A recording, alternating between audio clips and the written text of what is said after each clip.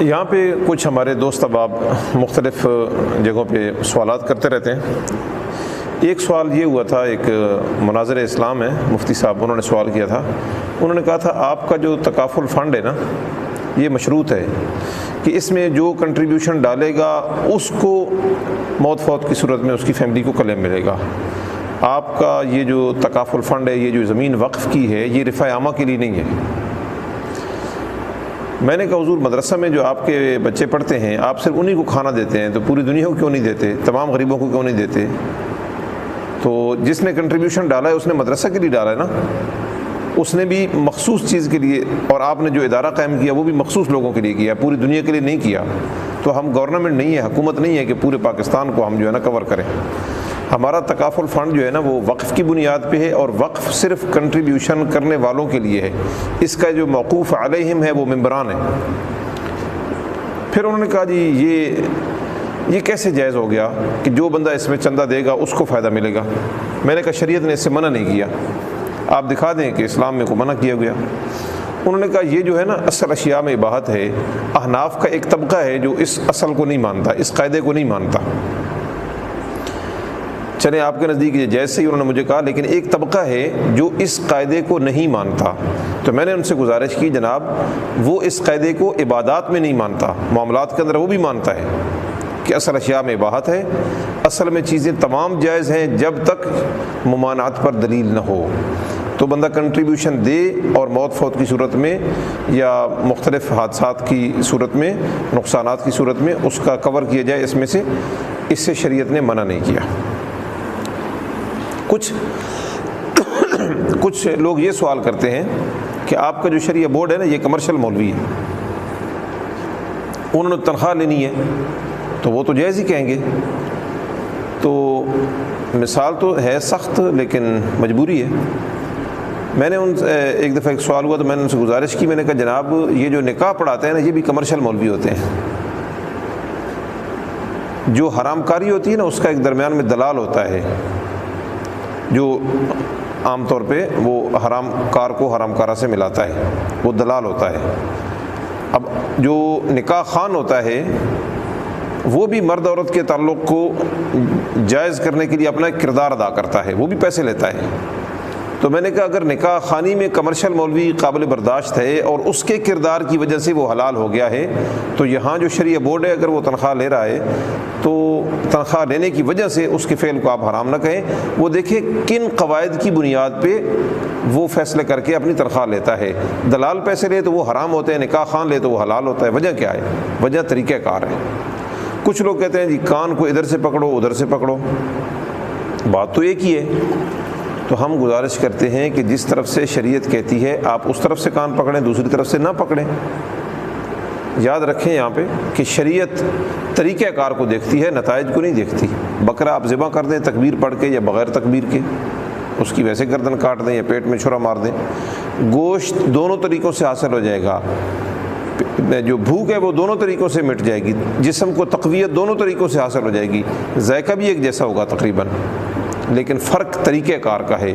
ایک نے اللہ کے قانون کو فالو کیا ہے اس کے لیے حلال ہے، ایک نے اللہ کے قانون کی خلاف ورزی کی اس کے لیے حرام ہے۔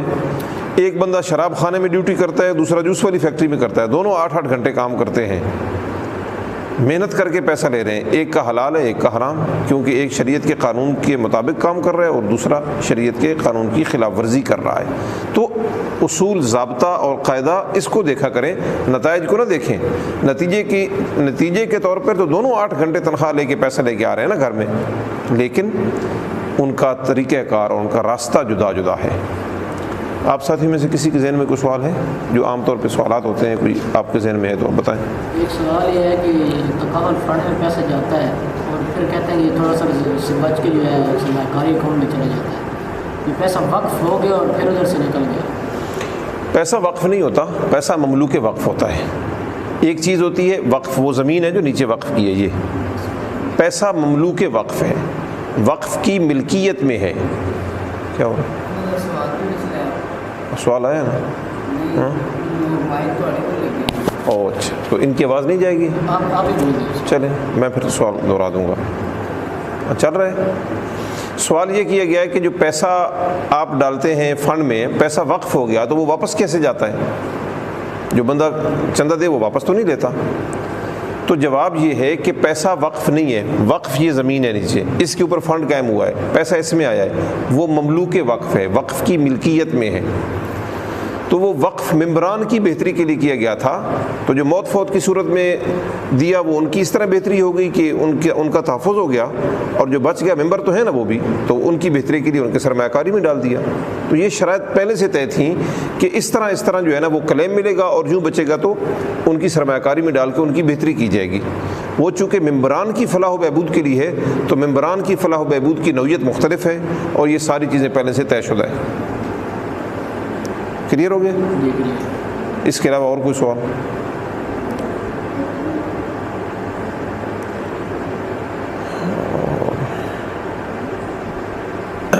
کچھ لوگ کہتے ہیں جی یہ اللہ پہ بھروسہ کرنا چاہیے بندے کو، یہ اپنی اولاد کے لیے آپ کہتے ہیں اتنی سیونگ کرو، یہ کرو، یہ کرو، اس کا کیا ہے؟ اسلام سے یہ چیز مطابقت نہیں رکھتی آپ کی سوچ۔ جواباً ہم عرض کرتے ہیں کہ اللہ پہ توکل کرنا فرض ہے۔ آپ کے پاس کچھ ہو تو بھی اللہ پہ بھروسہ کریں، کچھ نہیں ہے تو بھی اللہ پہ توکل کریں۔ آپ انتظامات کر پا رہے ہیں، فیوچر کی آپ پلاننگ کر رہے ہیں تو بھی اللہ پہ بھروسہ کریں، یہ چیز تو اللہ پہ توکل کرنے کے خلاف نہیں ہے۔ وَأَمَّا الْجِدَارُ فَكَانَ لِغُلَامَيْنِ يَتِيمَيْنِ فِي الْمَدِينَةِ وَكَانَ تَحْتَهُ كَنْزٌ لَهُمَا وَكَانَ أَبُوهُمَا صَالِحًا۔ حضرت خضر علیہ السلام اور موسیٰ علیہ السلام کا واقعہ، دیوار گرنے والی تھی، خضر علیہ السلام نے اس کو سیدھا کر دیا۔ موسیٰ علیہ السلام نے سوال اٹھایا کہ کیوں کیا ہے؟ اس بستی والوں نے تو پانی تک نہیں پوچھا، کھانا نہیں دیا ہمیں، آپ ان کی دیواریں سیدھی کر رہے ہیں۔ انہوں نے فرمایا کہ یہ 2 یتیم بچوں کی دیوار تھی، اور ان کے نیچے ان کے لیے خزانہ تھا، تو وہ ان کا والد خزانہ رکھ کے گیا تھا کہ بچے بڑے ہوں گے تو پھر یہ خزانہ حاصل کر لیں گے۔ اللہ نے اس بندے کے بارے میں فرمایا کان ابوہما صالحا، ان کا باپ نیک انسان تھا۔ تو اپنے بچوں کے لیے فیوچر پلاننگ کرنے والا اللہ کی نظر میں حلال کمائی سے جو ایسا کرتا ہے وہ نیک انسان ہے۔ تو یہ اس نے ایک سمر پلان اپنے بچوں کے لیے بنایا تھا کہ سونے کی قیمت عام طور پہ بڑھتی رہتی ہے، وہ بڑھتا رہے گا، بڑے ہوں گے تو ان کو وہ کسی کے محتاج نہیں ہوں گے، اس سے اپنا کوئی کاروبار کر لیں گے۔ تو جیسے ہمارا سمر پلان ہے، اسی طرح کا ایک پلان اس نے ایک آدمی نے اپنے بچوں کے لیے کیا تھا۔ تو اسلام میں جو پلاننگ کرنا مستقبل کی ممکنہ طور پر جو چیزیں درپیش ہیں وہ منع نہیں ہے، اور جمع کرنا بھی منع نہیں ہے، اس میں زکوٰۃ بندہ ادا کرے، اگر مال زیادہ ہو جاتا ہے زکوٰۃ ادا کرے۔ حضرت عثمان غنی رضی اللہ تعالیٰ عنہ نے جنگ تبوک کے موقع پر 300 اونٹ بما ساز و سامان کے دیے تھے، تو جمع کیے بغیر تو نہیں 300 اونٹ بن گئے تھے۔ اگر مال جمع کرنا جائز نہیں ہے پھر زکوٰۃ کیسے فرض ہوگی؟ زکوٰۃ تبھی فرض ہوگی نا مال جمع ہوگا، اور ہوگا بھی زیادہ، تب زکوٰۃ فرض ہوگی۔ آپ حج یا عمرے پر جانا چاہیں تو پھر مال جمع نہیں کریں گے کہ آپ جو مال آیا خرچ کر دیا، جو آیا خرچ کر دیا، پھر حج عمرے پر کیسے جائیں گے؟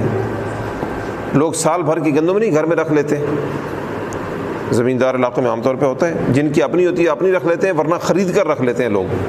تو وہ بندہ کہے جی ان کا اللہ پہ بھروسہ نہیں ہے ان کا،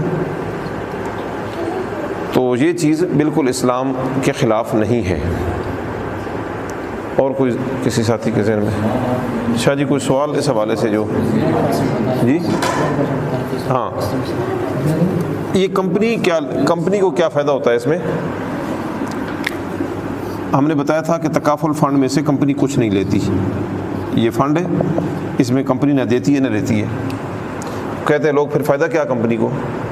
تو جواباً یہ عرض ہے کہ کمپنی 2 قسم کے چارجز لیتی ہے۔ جب بندہ کنٹریبیوشن ڈالتا ہے، پہلے دوسرے تیسرے سال میں یونٹ مینجمنٹ فیس ہوتی ہے، یا اس کو ہم سروس چارجز کہہ دیتے ہیں سادہ لفظوں میں۔ اس کے علاوہ یہ پیسہ آپ کا ہے، یہ ممبر آ گیا، اس کا پیسہ کمپنی نے یہاں بھی پہنچانا ہے، یہاں سرمایہ کاری میں پہنچانا ہے۔ کمپنی خود بزنس نہیں کرتی، یہ بات یاد رکھیں، وہ آگے مختلف جو ادارے ہیں ان کے اندر وہ لگاتی ہے۔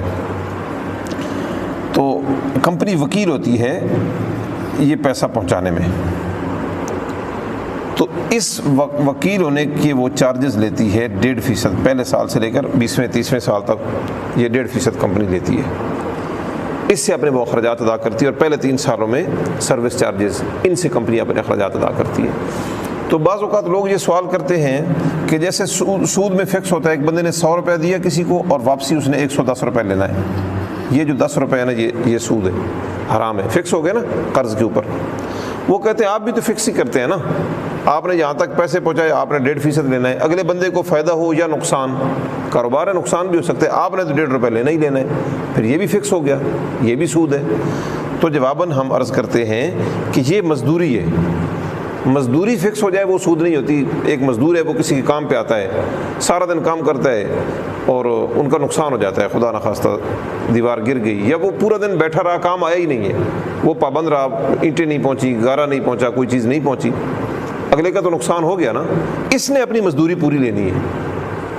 تو یہ جو اپنی سروسز کے جو چارجز ہوتے ہیں نا وہ سود نہیں ہوتا. سود یہ ہوتا ہے کہ آپ کسی کو پیسے دیں اور پیسے کے اوپر پیسہ لیں. گندم دیں 1 بوری اور 1.25 بوری لیں, کھجور 1 بوری دیں 1.25 بوری 1.5 بوری لیں, 2 بوریاں لیں, یہ سود ہوتا ہے. پیسے دیں 100 روپے 110 روپے لیں, وہ سود ہوتا ہے. جیسے انشورنس والے دیتے ہیں, اسٹیٹ لائف والے قرض دے کر 14% لیتے ہیں, وہ سود ہوتا ہے. یہ جو سروس چارجز ہیں یہ سود نہیں ہے, یہ اپنی خدمات کا معاوضہ وہ لے رہے ہیں. واضح ہو گیا جی؟ اس کے علاوہ کوئی سوال اصل میں زیادہ جو ہے نا مشکل جو چیز ہے وہ یہی ہے کہ یہ تسلی دینا اگلے کو کہ بھئی وہ اس کے اندر یقیناً سود ہے, جی, اس کے اندر یقینی سود نہیں ہے. اصل سب سے مشکل بات یہ ہے. جی جی, اس کا میں نے پہلے تفصیل عرض کر دی ہے. بس ٹھیک ہے.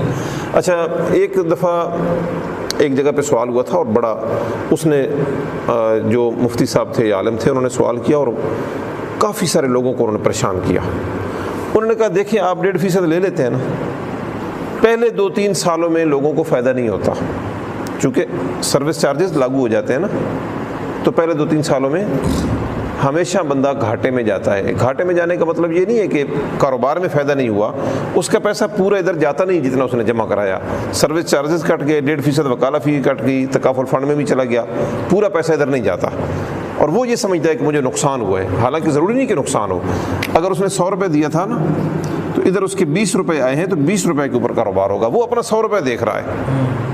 اب 20 روپے پہ مثلا 2 روپے نفع ہو گیا تو 22 روپے بن گئے نا. ہم تو دیکھ رہے ہیں نفع ہوا ہے, وہ دیکھ رہا ہے میں نے 100 روپے دیا تھا, میرا 22 پڑا ہے, میرا تو 78 روپے میرا تو چلا گیا, 78 روپے میرا تو گیا. وہ اس کو گھاٹا دیکھ رہا ہے. انہوں نے کہا جی آپ ہمیشہ فائدے میں جاتے ہیں, آپ کے نمائندگان فائدے میں جاتے ہیں, آپ کی کمپنی فائدے میں, وہ غریب پہلے 2-3 سالوں میں وہ ہمیشہ ہی گھاٹے میں جاتا ہے. تو یہ کون سا کاروبار ہے, یہ کون سا قانون اور ضابطہ ہے کہ آپ کا گاہک ہمیشہ نقصان میں اور آپ ہمیشہ فائدے میں؟ چلے بعد میں تو اس کو فائدہ ہو جاتا ہے, لیکن پہلے 2-3 سالوں میں تو اس کو کیا ہوتا ہے, نقصان ہوتا ہے. میں نے انہیں ایک مثال سے سمجھایا. میں نے ایک جگہ ایک پلازا بنا, ایک بندے نے پلازا بنایا, دکانیں بنائیں. اس نے ایک شخص کو نمائندہ مقرر کیا کہ یار میرے نا ان پلازے کی تشہیر کرو اور لوگوں کو بتاؤ کہ یہاں پہ دکانیں بنائیں. اب اس نے, وہ پراپرٹی ڈیلر جیسے ہوتے ہیں, اس نے لوگوں کو بتانا شروع کر دیا. اب جو بندہ آتا وہ اپنے سروس چارجز لیتا ہے. مثلا اگر 10,000 روپے کرایہ ہے تو 1,000 روپے وہ لے گا, 10,000 وہ آگے مالک کو دے گا. اب بندہ آیا, دکان اس نے بنائی, مہینے بعد دکان چھوڑ دی اس نے, اس کو تو گھاٹا ہو گیا نا, مہینے میں کیا چلنا ہے دکان, نئی دکان نے. ایک دوسرا بندہ آیا, اس نے دکان بنائی, مہینے بعد اس نے بھی چھوڑ دیا. سال میں 12 دکاندار آئے, 12 کے 12 نقصان میں گئے نا. لیکن جو ایجنٹ تھا جو سروسز دے رہا تھا اور اس کو 12 مہینے فائدہ ہوا ہے نا, اس نے 1,000 روپے لیا نا سب سے. اب آپ کہیں یہ تو حرام ہے. بھئی اس کو نقصان ہوا ہے, ہر تاجر کو نقصان ہوا ہے اور اس کو ہر دفعہ فائدہ ہوا ہے, کوئی کہے گا اس کو حرام؟ اس نے اپنی سروسز دی ہیں تو تاجر کو چاہیے تھا نا 2-4 سال دیکھتا. ہر جو کاروبار ہوتے ہیں, پکوڑے سموسے کی دکان تو نہیں نا کہ صبح لگائی اور شام کو جناب آپ سمیٹ کے آ جائیں. کپڑے کی دکان بنا کے دیکھیں, میں نے خود بنائی ہے, تقریباً 5 سال ہو گئے, ابھی نفع نہیں ہوا. یہ خود بندہ کاروبار کر کے دیکھے نا, پھر اس کو پتہ چلتا ہے. اب اگر ہم نے وہ کرائے پر دکان لی ہوتی تو 5 سالوں میں ہمیں فائدہ نہیں ہوا, تو مالک کو تو فائدہ ہو رہا ہے نا, ہر سال ہر مہینے اس کو فائدہ ہو رہا ہے, ہمیں نقصان ہو رہا ہے. چونکہ اس کا ہم نے کرایہ دینا ہے, بجلی کا بل دینا ہے, سارے معاملات ہیں, تو پہلے دکان اتنی نہیں چلتی. تو یہ جو پلان ہم دیتے ہیں یہ ہے ہی 10 سال کا, تو آپ کیوں 3 سال پہ اس کو اسٹیمیٹ کر رہے ہیں؟ جو پلان ہم نے ابھی پہلے ڈسکس کیا ہے نا, وہ کتنے سال کا ہے؟ کم از کم 10 سال کا. آپ کھجور کا باغ لگائیں, مجھے ابھی صحیح معلوم نہیں, لیکن 8-10 سال لگ جائیں گے اس کو جوان ہونے میں, 5 سال تو لگیں گے ہی لگیں گے. اب اس کو آپ لگائیں, آپ کو پتہ ہے کہ 10 سال میں اس نے پیداوار دینی ہے, آپ 4 سال بعد کہیں جی میرے پیسے نکالو جو اس میں انویسٹ ہوئے تھے, کیا نکلے گا وہاں سے؟ سوا ایندھن کے کچھ نہیں ملے گا آپ کو. اب آپ کہیں جی جس نے مزدوری کی ہے اس نے بھی کما لیا. یعنی یہ انداز ہے, یہ تجارت کا, یہ کاروبار کا انداز ہے. ہم جب بتا رہے ہیں کہ یہ 10 سال کا پلان ہے تو وہ کیوں 3 سال پہ ختم کر رہا ہے؟ اچھا 3 سال پہ ختم کرنا ہے تو پھر 1 سال والا پلان لے لیں, وہ ہمارا الگ ہے پلان, اس میں فوائد پھر اس کے حساب سے کم ہے, وہ پلان لے لیں. وہ لیتا 10 سال کا پلان ہے اور حساب 3 سال پہ کر رہا ہے. گندم کی جو فصل ہے اس کی اگر 5 ماہ ہے شاہ صاحب, تو وہ 2 ماہ کے بعد اگر 3 ماہ کے بعد کاٹے گا تو چارہ ملے گا, گندم نہیں ملے گی اسے. اب وہ کہ یار کم از کم جو بوری میں نے ڈالی تھی وہ تو کسی طریقے سے نکل آئے, وہ نکل سکتی ہے. اس لیے وہ اس کے طریقہ کار کو سمجھنا چاہیے. ہم بتا رہے ہیں کہ یہ پلان کم از کم 10 سال کا ہے تو بندے کو پہلے ختم کرنے کے متعلق نہیں سوچنا چاہیے. ہاں یہ تکافل ہے, انشورنس نہیں ہے, یاد رکھیں. آپ نے ₹1,00,000 کا پلان لیا, اگلے سال آپ کے خدا نخواستہ حالات ڈاؤن ہو گئے, آپ اس کو کم کر سکتے ہیں, پلان کو چھوٹا کر سکتے ہیں, کوئی جرمانہ نہیں ہے, بڑھا بھی سکتے ہیں. ہر سال یہ چینجنگ فری ہے. انشورنس میں بندہ پھنس گیا تو پھنس گیا, یہاں پر یہ چکر نہیں ہے. قسط لیٹ ہو جائے جرمانہ کوئی نہیں ہے, یہ تھوڑی سہولت ہے. انشورنس والا جرمانہ کر دیتے ہیں. اور اس میں سے اگر بندہ اکثر اس کے جو پلانز ہیں اس میں سے وہ 3 سال کے بعد یا تقریباً 5 سال کے بعد وہ جزوی رقم لے سکتا ہے بغیر سود کے, چاہے سال بعد واپس کرے چاہے 10 سال بعد واپس کرے, چاہے نہ کرے, کوئی سود نہیں ہے اس میں. یہ تھوڑی سہولت ہے. اچھا ہاں جی. ایک بندے کو آپ پلان دے رہے ہیں نا 20 سال کا, وہ بتا رہا ہے کہ میری بیٹی تو 15 سال بعد جوان ہو جائے گی تو مجھے اس وقت ضرورت پڑے گی. آپ نے 20 سال کا پلان دیا ہے تو آپ کہیں گے 15 سال میں بعد آپ جو رقم ضرورت پڑے آپ اس میں سے لے سکتے ہیں. 60-70% تک اس میں سے بندہ لے سکتا ہے. پلان چلتا رہے گا, تحفظ بھی حاصل رہے گا اس کو. ہاں جی. تو یہ ہے جناب کچھ اعتراضات, ان کے جوابات. اس کے علاوہ اور کوئی سوال کسی ساتھی کے ذہن میں؟